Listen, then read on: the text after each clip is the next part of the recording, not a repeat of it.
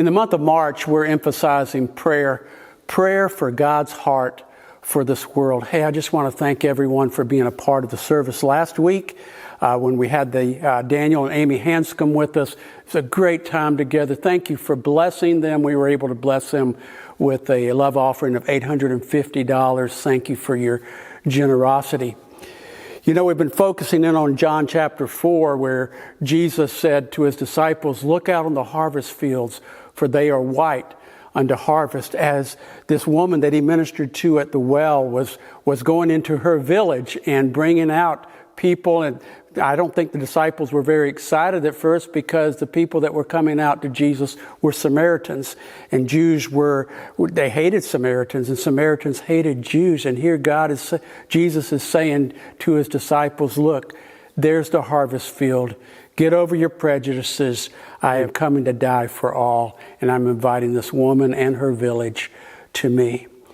Many times we talk about missions, and we talk about it in three ways. God's called us to missions, either praying, giving, or going, and we sometimes put that into a category. I'm not a goer, I'm a giver. You know, I just pray, and God doesn't make it a either or. God calls us to his heart for this world, which involves for each of us giving, praying, going. Now, that going may not be overseas, although we shouldn't rule that out.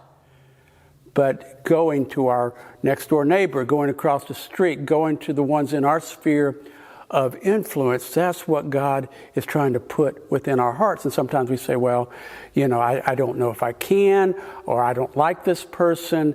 But that's the point. Jesus is saying his love is for all people.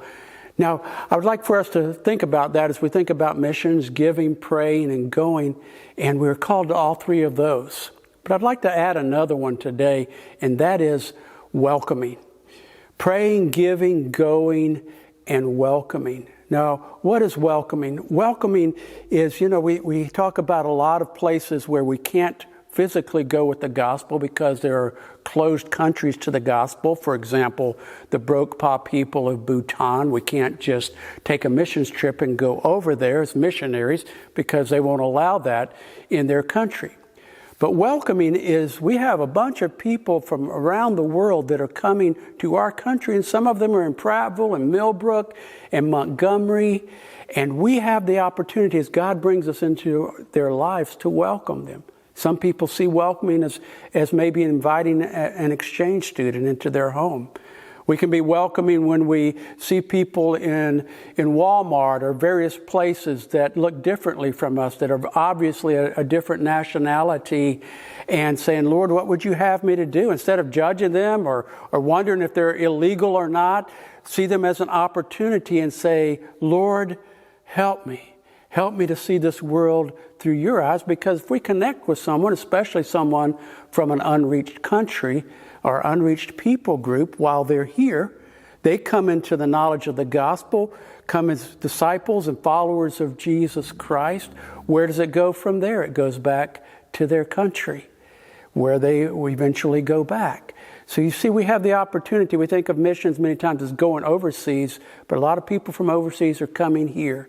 And we have the opportunity to interact in their lives. Would you pray with me about that? I've been praying about that for about a year, saying, Lord, will you connect me with particularly unreached people groups that are in Prattville, that are in our area, that we can connect in, a family from an unreached people group that we could connect in with, that we might have the opportunity to welcome them to the United States, but more importantly, to introduce them to the good news of Jesus Christ. Would you pray with me about that for my own life? Would you also pray and consider doing that for your life as well? So missions involves praying, giving, going, and welcoming.